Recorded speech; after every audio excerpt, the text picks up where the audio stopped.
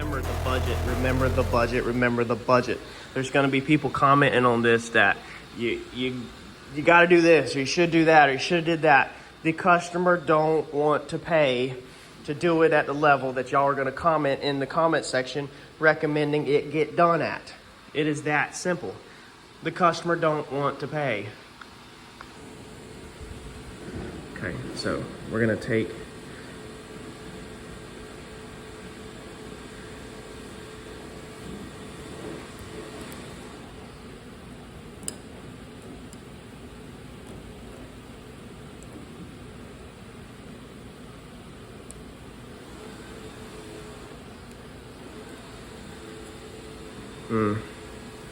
it's literally like failed bodywork that somebody put on here. It's down below my primer.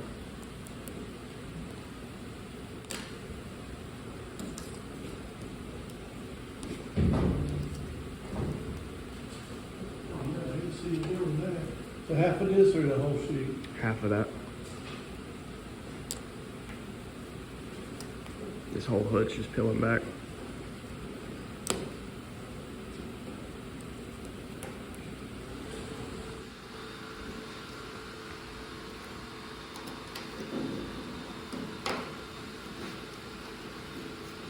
I mean, sadly, this hood might honestly have to just be pulled off this car.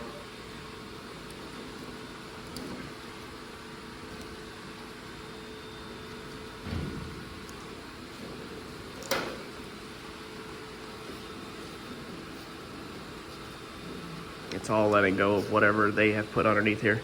Somebody has put some thick crap underneath here.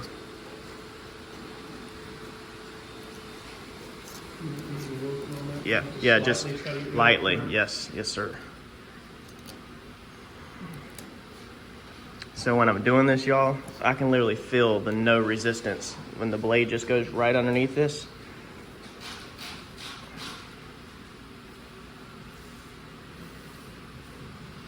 And it just peels right up.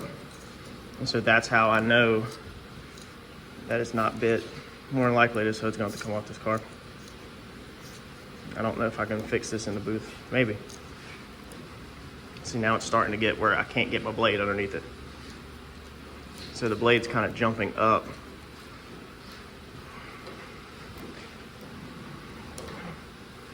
And that tells me once the blade is kind of jumping up where it's getting hard like that to get underneath it, that it's locked down.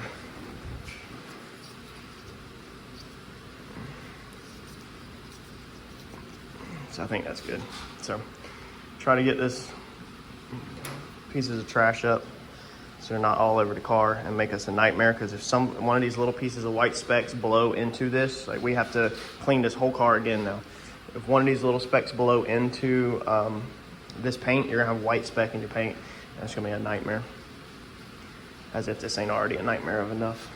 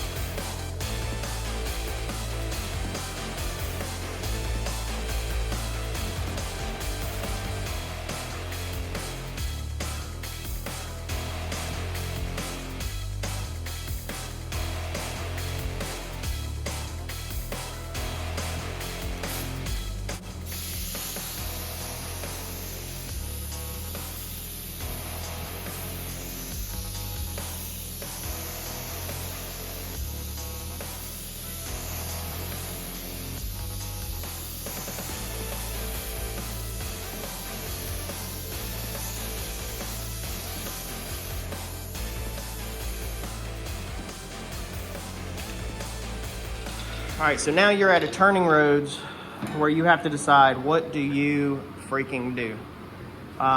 Let me let you in on a little piece of information though that I don't want you to overlook. All of this paint is on a clock. This is a clock, an imaginary clock ticking right now on all this paint. There's a window on this paint that if you miss that window and you get outside of that window, you have to scuff all of this down to clear coat this, okay? Or clear coat won't stick to it, it'll delaminate, basically the same problem we're having there. So if whoever did that, they could have missed windows also, and that's the reason why it's doing what it's doing. So we now have an issue here, and we have a clock that's running here.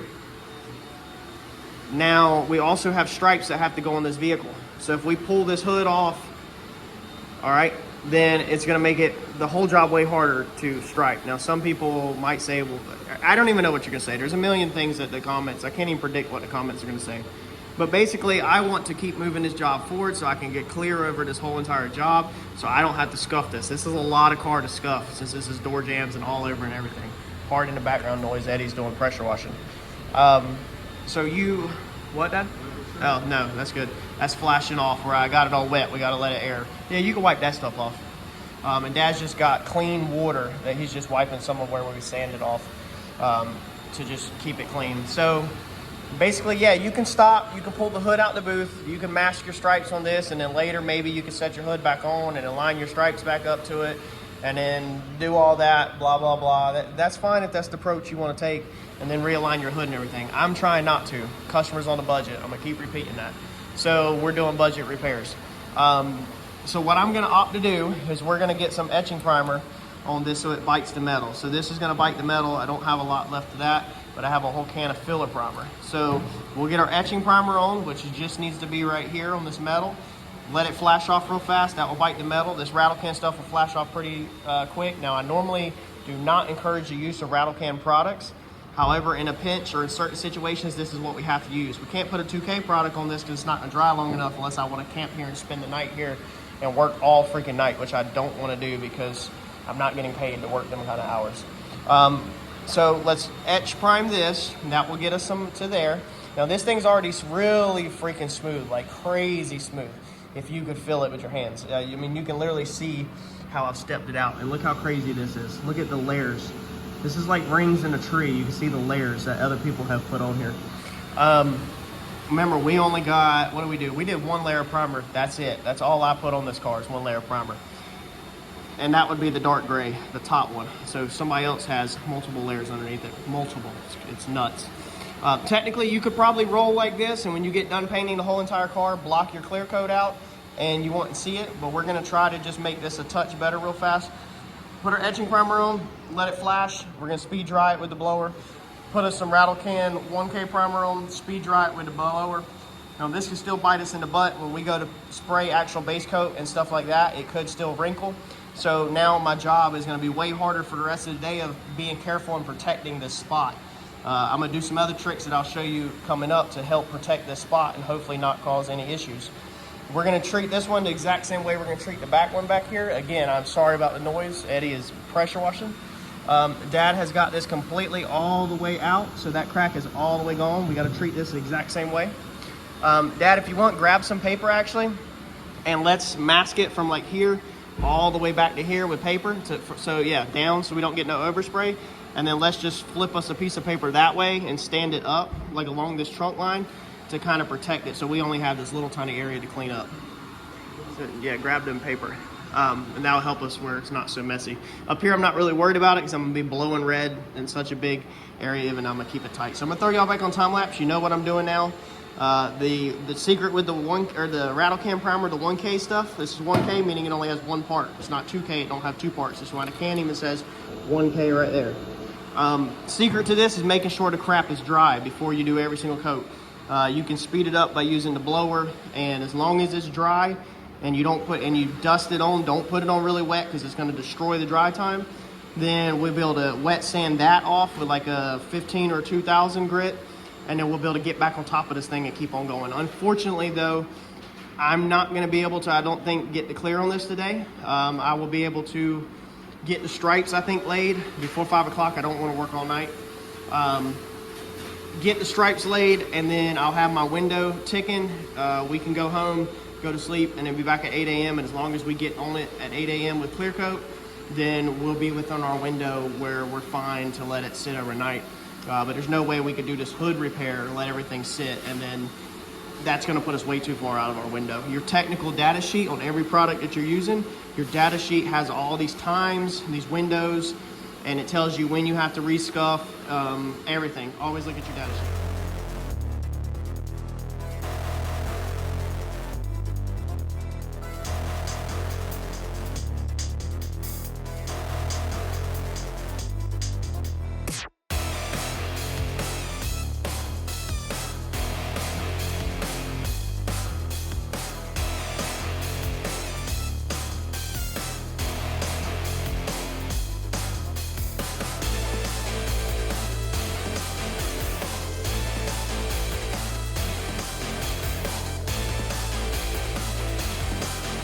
Having Dad wipe that thing down. Look at that tack cloth. You see that tack cloth?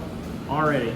And all that is literally, that's just the roof. All he has done is literally just a roof. So that's why it's important. This is just your sealer, is to go ahead and wipe it, because what it is when like we're painting on this side, it's dusting on that side, and then the air coming in the booth is warm and it's drying it or dusting on top of it. So if you continue to paint over top of that dust, then you're gonna have a real fuzzy paint job by the time you get to the end. Remember, we're only on sealer. So we need sealer, base coat, stripes, and then clear coat. If we put all of them layers on and never tack rag this thing down, you've already lost your slick paint job halfway through it.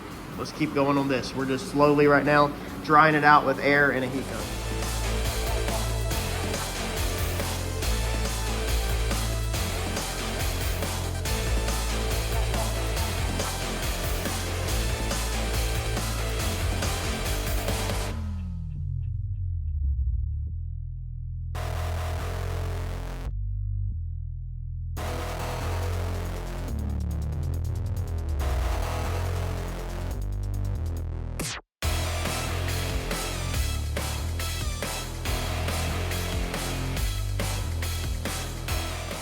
All right, so back onto our sealer. Now that we have our stuff, our primer, repair, patch dry, back on the sealer, get it sealed back up, catch it up with the rest, and then we can finally move on to base coat, hopefully. Hopefully if this don't wrinkle. Now this still can wrinkle. When you put this stuff on, it could wrinkle all that rattle can stuff up, and then we're back to square one. So let's see what happens, keep our fingers crossed.